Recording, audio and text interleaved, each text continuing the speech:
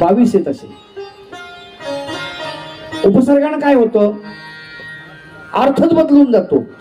लक्षात घ्या, चर नावाचा धातू आहे. चर म्हणजे गतिवाचक, चालणे, गती, गतिवाचक शब्द आहे तो चर धातू.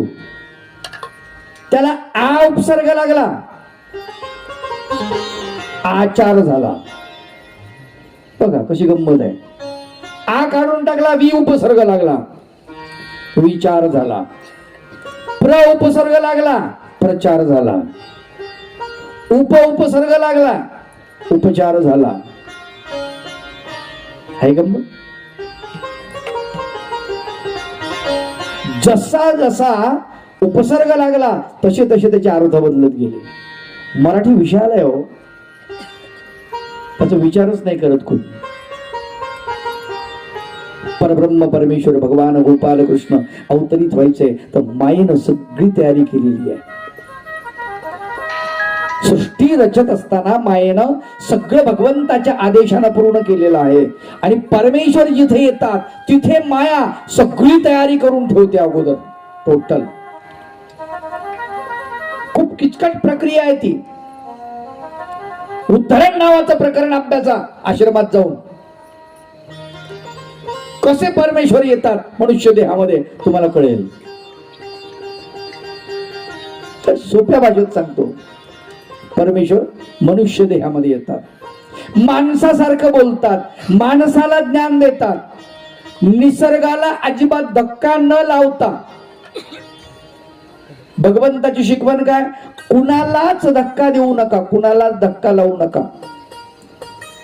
आणि एक सूत्र सर्वज्ञ श्री चक्रधर प्रभूंनी एवढं गोड सांगितलंय, इतकं गोड सांगितलंय, ज्याला मोक्षाची इच्छा आहे ना, मोक्षाची चाड. चक्रधर भगवंत म्हणतात, ज्याला मुक्तीची इच्छा आहे की मी मुक्त व्हावं, मी भगवत प्राप्तीला जावं, परमेश्वराच्या स्वरूपामध्ये मी विलीन व्हावं, असं ज्याला वाटतं ना, त्याने एक काम करायचं, मुंगी विरू न चिंतावे. मुंगीचं वैर सुद्धा चिंतू नका. शेवट सांगितला, दिसणारा प्राणी मुंगी, ती सुद्धा तुमची मित्र बनली पाहिजे. म्हणजे जगात एक जरी शत्रू तुमचा शिल्लक असेल, बघा माझं वाक्य लक्षात ठेवा, तुमचा एक जरी शत्रू जगामध्ये शिल्लक असेल तरी तुम्हाला मोक्ष भेटू शकत नाही. शत्रुत्व तुम्हाला संपवावं लागेल. आमचं असं चाललंय, आमचा धर्म मोठा, तुमचा धर्म बेकार. आपण एकामेकाला हेच चाललंय, आमचं चांगलं, तुमचं काही खरं नाही. काय गरज आहे या गोष्टीची? अरे जे आहे ते आपलं आपल्यापाशी ठेवा. समाजामध्ये आपल्याला जगायचं आहे. सामाजिक दृष्टिकोनातून आपण विचार करत असताना आपल्या भगवंताचं ध्यान आपल्या अंतःकरणात असायला पाहिजे. मी वारकरी संप्रदायात कीर्तनाला जातो, काही मंडळींना सांगतो, हे पहा, मी तुमच्या स्टेजवरती आलो, तुम्ही वारकरी आहात, मी महानुभाव आहे. मी चक्रधर भगवंताला सांगतो, तुम्ही हृदयामध्ये बसा, बाहेर येऊ नका. बसा इथे. कृष्ण भगवंताला घेऊन मी बाहेर आलेलो आहे. आता तुम्ही इथे शांत माझ्या हृदयामध्ये माझी धडधड चालू ठेवा. वारकरी बांधवांना सांगतो, तुम्हाला विठ्ठल मान्य आहे ना, ठीक आहे, तुमचा विठ्ठल तुमच्या हृदयामध्ये असू द्या, अजिबात अडचण नाही. तुम्ही कृष्ण भगवंताला घेऊन पुढे या. एक अवतार खूप झाला आपल्याला. कृष्ण भगवंताच्या अवतारित्वावर आपलं काही शंका आहे का? अजिबात नाही. मग आपण एक अवतार आपल्याला खूप झाला ना, भरपूर झाला. बरं, हेच महर्षी व्यास सांगतात, एकम शास्त्रम देवकी पुत्र गीतम. एकच शास्त्र आहे म्हटले जगाच्या पाठीवर. जे देवकीच्या पुत्रानं गायलं त्याला जसं तसं शास्त्र म्हणता येतं. मी नाही म्हणत बरं का, कोण म्हणतात? महर्षी व्यास. एकम शास्त्रम देवकी पुत्र गीतम, एको देवो देवकी पुत्रयो. एकच देव आहे जगाच्या पाठीवर. कोणता? देवकीचा पुत्र. एको मंत्रस्तस्य नामानि, आणि एकच मंत्र आहे त्याचं नाव. कर्मापेकम तस्य देवस्य सेवा. आणि एकच कर्म आहे जगाच्या पाठीवर करण्याजोगत, त्या देवाची सेवा. आता महर्षी व्यास सांगतात, सर्वांनी मान्य करायलाच पाहिजे, काही अडचणच नाही. खूप झाला एक देव आपल्याला, भरपूर झाला. द्वेष मत्सर वगैरे नाही पाहिजे. नाही जाऊ शकत आपण मोक्षाला, कारण इथलं सगळं संपल्याशिवाय, संपवल्याशिवाय, कर्म आपलं जे भोगायचं आहे ते आपण सगळं भोगल्याशिवाय पलीकडे जाता येत नाही ना. रस्ताच उघडत नाही, तिकडचा दरवाजाच उघडत नाही मोक्षाचा. फार महत्वाची गोष्ट आहे. बाकीच्या गोष्टी तर दूरच राहिल्या. 8व्यांदा देवकी गर्भवती राहिलेली आहे. देवकीच्या चेहऱ्यावर प्रचंड प्रसन्नता आलेली आहे. कमालीचं सौंदर्य दिसते आहे. 9 महिने भरलेले आहेत. आता कंसानी आपला बंदोबस्त वाढवलेला आहे. कारण खूप बंदोबस्त आहे. मुंगी सुद्धा आत प्रवेश करणार नाही आणि आतली मुंगी बाहेर येऊ शकणार नाही. एवढं बारीक म्हणजे लक्ष आहे त्याचं.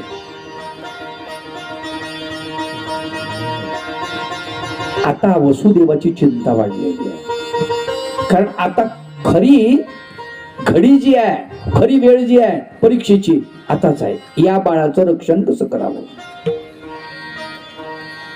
याचं रक्षण करायचं ते कसं करायचं,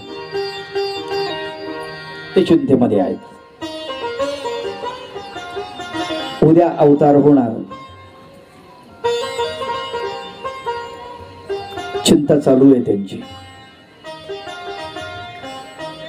रोहिणी नक्षत्र, अष्टमी तिथी, बुधवार दिवस, श्रावण महिना. आणि त्यावेळेला रात्री 11 वाजता विष्णूच्या रूपामध्ये भगवंत दर्शन देतात. शंख चक्र गदा पद्म स्वरूप ते आहे.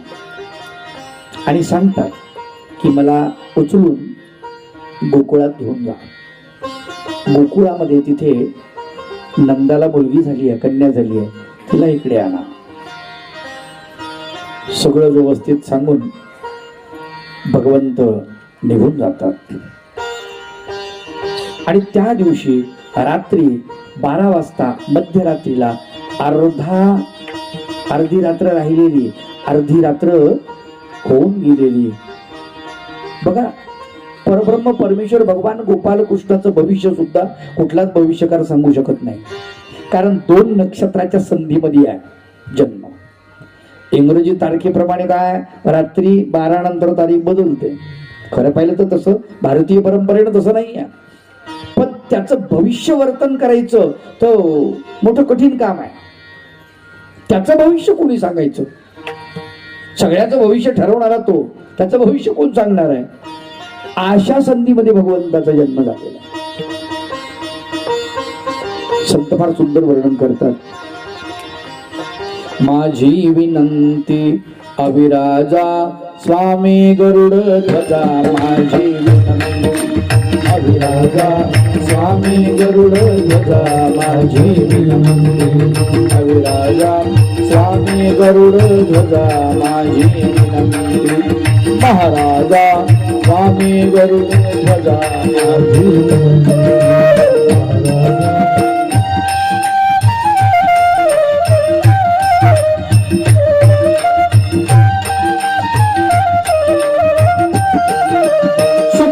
गवळ्याचे आपार जसं मेरू मंदार.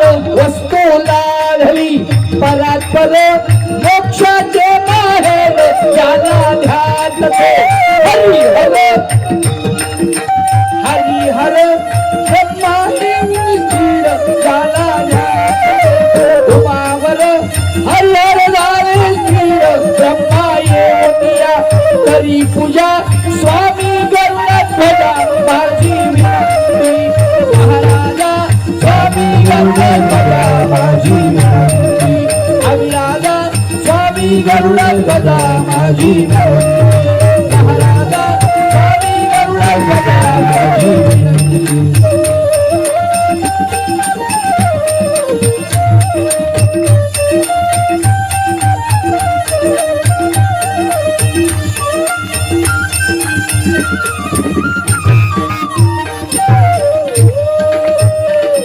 धो पाऊस कोसळतो आहे. अष्टमी तिथी, तिथी माहिती आहे ना? बऱ्याच लोकांना आपल्या मराठी तारखा माहित नाही. कोणाकोणाला माहिती हातवर करा बरोबर. खर तर इथं बरेच लोक साधू संतांच्या संपर्कात असतील तर त्यांना माहिती आहे, त्यांना माहिती आहे. कोणाला माहिती आहे मराठी तारखा? नुसतं हातवर करा, सांगायला नाही लावणार. नाही इंग्रजी माहितीत की नाही? 1 2 3 4 5 6 30 पर्यंत, 31 पर्यंत माहिती आहे. त्याला इंग्रजीत सुद्धा म्हणते 1 2 3 4 वगैरे वगैरे, काय आहे की नाही? काउंटिंग करता येईल आपल्याला. मराठी तारखा आपल्याला माहित पाहिजे. आपण मराठी महाराष्ट्रात माहितच पाहिजे. सांगू? माहित असं तर सांगायची गरज नाही, म्हणून म्हटलं होतं. प्रथमा पहिली तारीख काय? प्रथमा. द्वितीया दुसरी तारीख, बीज म्हणतात कुणी. अत्यंत गावरान मराठीमध्ये त्याला बीज म्हणतात. तृतीया अक्षय तृतीया आहे ना?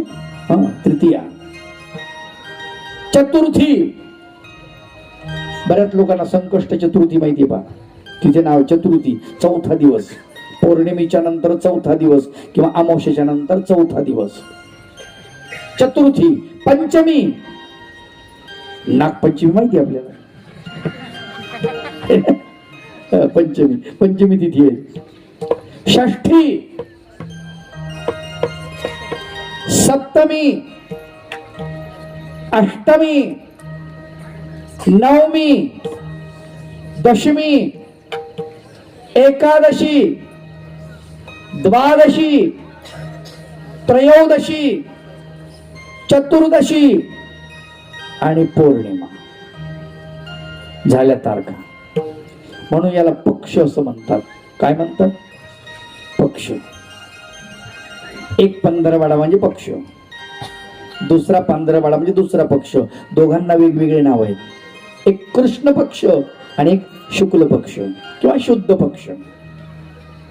कृष्ण पक्ष म्हणजे काय आणि शुक्ल पक्ष म्हणजे काय? तर कृष्ण पक्ष म्हणजे अंधारे दिवस. पौर्णिमेपासून अमावस्येकडे जाताना अंधार होत जातो. आता आजची अमावस्या, आतापर्यंत काय होता? हा कृष्ण पक्ष. आता उद्या काय होईल? शुक्ल पक्ष किंवा शुद्ध पक्ष. पाडवा, पाडवा म्हणतात. प्रथमा पाडवा. आलं का लक्षात? परब्रह्म परमेश्वर भगवान गोपाल कृष्णाचा अवतार झाला. इतका दिव्य दैदिप्यमान सौंदर्य भगवंताचं. मानव भाष्यकार त्याचं वर्णन करतात. किती सुंदर आहे. भले चंद्रासारखा. चंद्राची उपमा काय देत आहे मला वेड्यासारखी? चंद्राची उपमा देऊ नका. चंद्र अपूर्ण आहे त्याच्या चेहऱ्या पुढे. सूर्याची म्हणले सूर्य चांगला आहे, ठीक आहे, पण प्रखर आहे. सूर्याच्या संपर्कात आपण नाही राहू शकत, तसं भगवंताच्या संपर्कात राहू शकतो. म्हणले पारिस, पारिस बी नाही. पारिस लोखंडाचं सोनं करतं हे बरोबर आहे, पण त्याचा पारिस नाही बनवत लोखंडाचं. सगळे उपमा ज्या आहेत त्याच्या पुढे थिट्या पडतात, लहान पडतात. याला काय लक्षात? फार सुंदर वर्णन केलंय मानव भाष्यकाराने. तया श्रीमुखासी द्यावया उपमा, योग्य नव्हे तो चंद्रमा. कृष्ण पक्षी उतरे महिमा, मनोनिया. भगवंताच्या श्रीमुखाला चंद्राची उपमा देऊ नका म्हणाले. कृष्ण पक्षामध्ये त्याचा महिमा उतरतो. लहान लहान होत जातो चंद्र, कमी कमी होत जातो. पौर्णिमेनंतर चंद्र कमी कमी कमी कमी कमी होत जातो. चंद्र म्हणला एकदा, काल्पनिक कथा आहे, रूपक असतात काही. आई मला कपडे शिवू ना, शर्ट शिवू ना, लोकांना शर्ट आहेत, मला काहीच नाही. आई म्हणली, वेड्यात तुला शर्ट शिवायचं कसं? शिवायचं म्हणलं तर तुला 15 शर्ट लागतील, एकान भागणार नाही का? दररोज वेगवेगळे घालावं लागतील, लक्ष ठेवावं लागेल. प्रथमेचं शर्ट द्वितीयेला चालणार नाही आणि द्वितीयेचं शर्ट तृतीयेला चालणार नाही. अमावस्येचं शर्ट पौर्णिमेला चालणार नाही, पौर्णिमेचं कुठल्याच तिथीचं शर्ट कुठल्याच तिथीला चालणार नाही. सोपं नाही म्हणे बाळा तुझं. याचा अर्थ अस्थिर आहे चंद्र. संत ज्ञानेश्वरांनी सुद्धा सुंदर वर्णन केलेलं आहे. ते फार सुंदर वर्णन करतात. ते म्हणतात सुख आणि दुःख एका नाण्याच्या दोन बाजू आहे म्हणाले. आणि दुःखानंच सुखाचा कपडा घातला, अंगरखा घातला, शर्ट घातलं आणि जगाला सळते आहे. दुःख लेवणी सुखाचा अंगी सळीत जगाते. दुःखानं सुखाचा अंगरखा घातला आणि जगाला सळते आहे. मुळात सगळीकडे काय दुःखच दुःख आहे. पण भगवंताचं श्रीमुख सुखच सुख आहे, दुःख अजिबात नाही. मग चंद्र उपमा द्यायला परिपूर्ण होत नाही. भगवंताचा अवतार झाला आणि तुम्हाला सांगतो अवकाशातून पुष्पाचा वर्षाव झालेला आहे. आनंदी आनंद झालेला आहे. गंधर्वाणी गायन करायला सुरुवात केलेली आहे. कारागारी अंधकारी कृष्ण जन्म झाला, अजन्मा जन्मासी आला, अजन्मा जन्मासी आला. कारागारी अंधकारी, कारागारी अंधकारी कृष्ण जन्म झाला, अजन्मा जन्मासी आला, अजन्मा जन्मासी आला.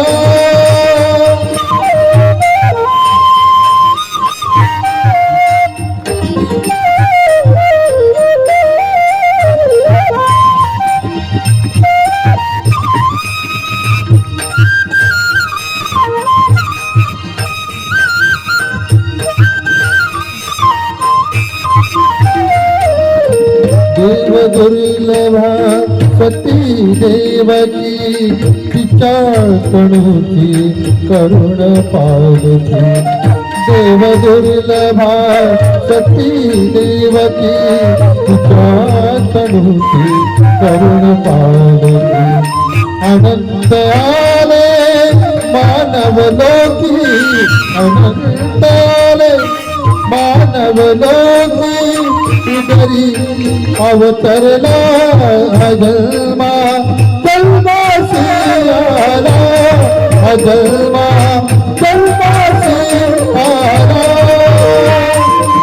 कारागारी अंधकारी, कारागारी अंधकारी कृष्ण जन्म झाला, अजन्मा जन्मासी आला, अजन्मा जन्मासी आला, अजन्मा जन्मासी आला.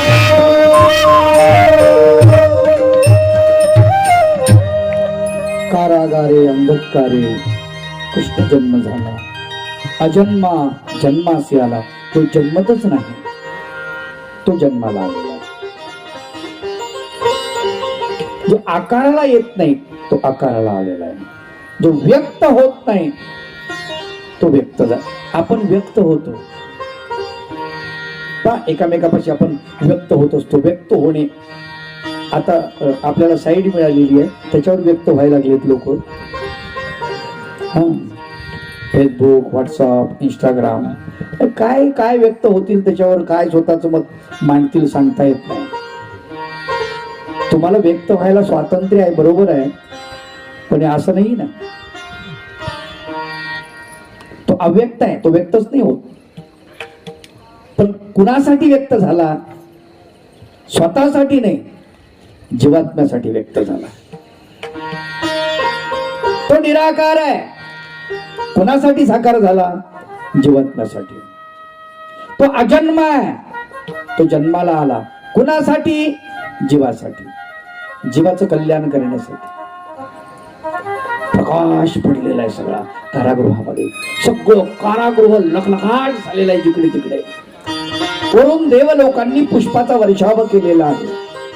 गंधर्व नाचतायत ताल धरून, अष्टवसू वादन करतायत, अप्सरा नृत्य करतायत, उर्वशी, रंभा, बेडकी.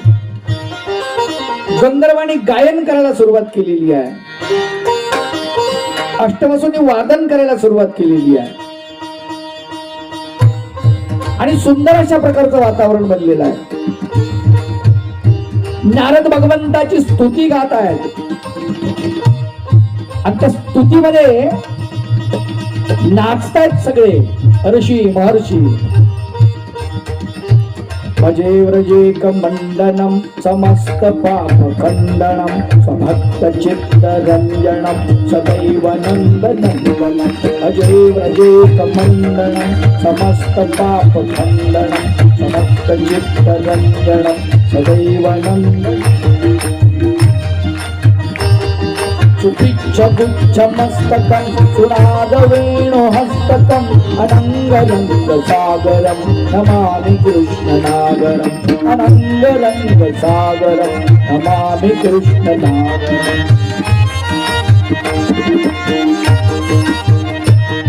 मनोज गर्व मोचनं विशाललोल लोचनं. मनोज गर्व मोचनं विशाललोल लोचनं विधूत गोप सोचनं नमामि पद्मलोचनं. करारविंद भूधरं स्मितावलोक सुंदरं महेंद्रमान धारणं नमामि कृष्ण धारणं. महेंद्रमान धारणं नमामि कृष्ण धारणं. कदंब सून कुंडलं सुचारु गंधमंडलं गजाननैक वल्लभं नमामि कृष्ण दुर्लभं. यशोदया नमोदया सगोपया सनन्दया युगं सुखैकदायकं नमामि गोपनायकं. सदैव पादपङ्कजं मदीयमानसेविनं प्रधानमुक्तबालकं नमामि नन्दबालकं. गोवरा तारकं भवाब्धि कर्णधारकं यशोमती किशोरकं नमामि चित्तचोरकं. जगन्तकान्तभङ्गिनं सदा सदालचन्द्रिनं दिने दिने नवं नवं नमामि नन्दसम्भवं. गुणाकरं सुखाकरं कृपाकरं कृपापरं सुरद्विषं निकन्दनं नमामि गोपनन्दनं.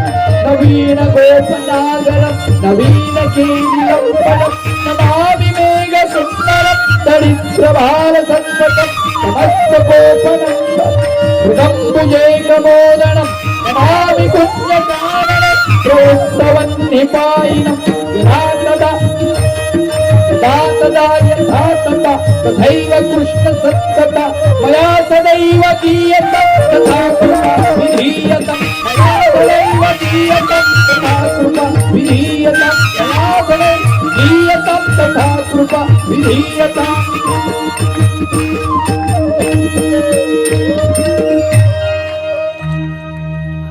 नारदानं भगवंताची स्तुती करायला सुरुवात केली. गंधर्व गायन करतात, अष्टवसु वादन करतात. रंभा, उर्वशी, मेनका आदी आदी ज्या अप्सरा आहेत त्यांनी अवकाशामध्ये ताल धरायला सुरुवात केली आणि प्रचंड प्रमाणामध्ये नृत्य करायला सुरुवात केली.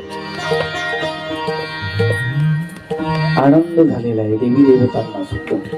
मन आनंदी नाचले मन आनंदी नाचले मन आनंदी नाचले मन आनंदी नाचले किती सांगू मी गुरु राया किती सांगू मी गुरु राया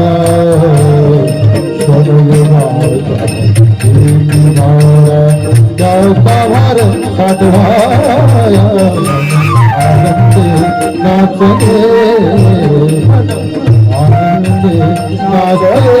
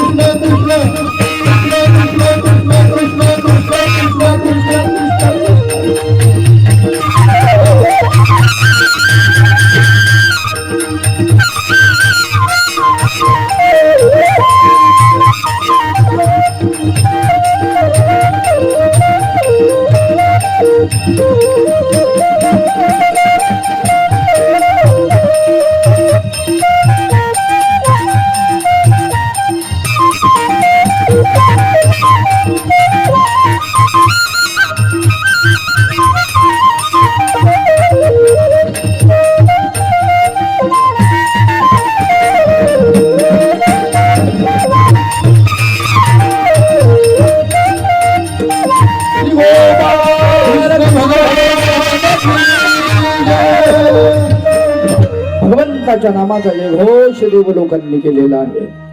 पृथ्वी शांत झोपलेली आहे, परंतु वरी मात्र आनंदी आनंद सुरू आहे. भगवंताच्या अवताराचं आगमन जे त्यांनी फार सुंदर केलेलं आहे, त्याचा उत्सव सुंदर केलेला आहे. वसुदेवाच्या लक्षात आलं, पाठी घेतली, त्याच्यामध्ये खाली छोटस वस्त्र आथरलेलं आहे. माझा देव परब्रह्म परमेश्वर भगवान गोपाल कृष्ण, साधं वस्त्र आहे त्याच्यात. तुम्हाला असं वाटतं का राजवैभव होतं ते? नाही ना. कारागृहात कुठला आलंय राजवैभव? त्याच्यामध्ये भगवंताला ठेवलं. देवकी मातेला पाना फुटलेला, भगवंताला जवळ घेतले आपल्या उसंगी. वसुदेवानं जवळ जवळ ओढून, अगं सोड याला, सोड. बघाणं, जन्म झाल्या झाल्या नाव कापली आणि याचा त्याग करावा लागतो. भगवंत त्याग शिकवतात, लक्षात ठेव. मातेला सुद्धा त्याग शिकवलेला आहे भगवंतांनी. वसुदेवानं बाळाला पाळण्यामध्ये ठेव, त्याच्यात ठेवलं, पाठीमध्ये. देवा भगवंत, आता मी कसा जाईल? डोक्यावरती पाठी घेतली. भगवंतानं वसुदेवाच्या हातातल्या कड्या, पायातल्या बेड्या याच्याकडे पाहिलं. जशी नजर पडली, हातातल्या हातकड्या, पायातल्या पायबेड्या खळकन गळून पडल्या. कुलप लागलेली कारागृहाला, कुलपानं साष्टांग लोटांगण घातलं दंडवत. म्हटले, महाराज तुम्हाला जायचंय, आम्ही तुम्हाला बंधनात कसं टाकू शकतो? दरवाजे स्वतः उघडे. सगळे सगळे द्वारपाल गाढ झोपेमध्ये, काहीच पता नाही त्यांना, थांब पत्ता नाही.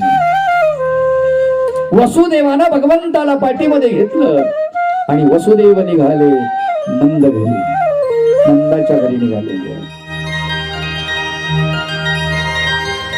तो पाऊस कोसळतो. त्या कोसळणाऱ्या श्रावणधारी जे बरसतायत, त्याचा भगवंताला त्रास होऊ नये म्हणून शेषानी फणी धरलेली आहे. वसुदेवाने यमुनेमध्ये पाय ठेवला. जसा पाय ठेवला, थंडगार पाणी, महापूर आलेला, विजा चमकतायत, ढगांचं गडगडणं सुरू आहे, धोधो पाऊस कोसळतोय, सोंडाधारी मेघवर्ष, नभामध्ये चपलात भूत तळपती, की आता अंत होईल असं वाटतंय. पहिला प्रवास आहे भगवंताचा, जन्म झाल्या झाल्या प्रवास. कमाल आहे. आणि ते म्हणता लेकराला कसं काय पाठवा दोन, शिकत नाही लेकर दूर पाठवत, अशा ठिकाणी पाठवा. त्याला संत संगती भेटली पाहिजे, सज्जनांची संगत भेटली पाहिजे, चांगले मित्र मिळाले पाहिजे, चांगलं गाव त्याला भेटलं पाहिजे, वातावरण चांगलं मिळालं पाहिजे. जरूर पाठवा.